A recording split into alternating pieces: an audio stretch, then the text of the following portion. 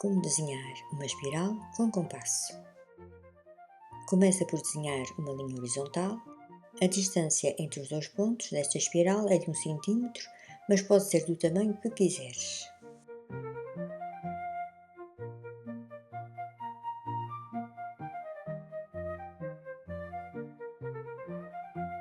Coloca a ponta seca do compasso sempre nestes dois pontos, alternadamente, para fazeres a rotação.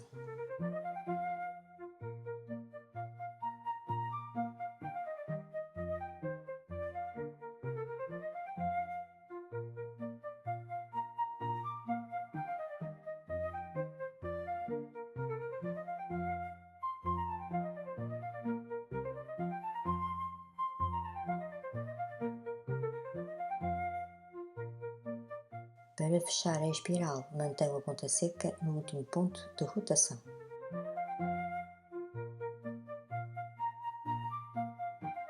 Se quiseres fechar a espiral num círculo interno, diminui a abertura do compasso. E aqui temos a espiral.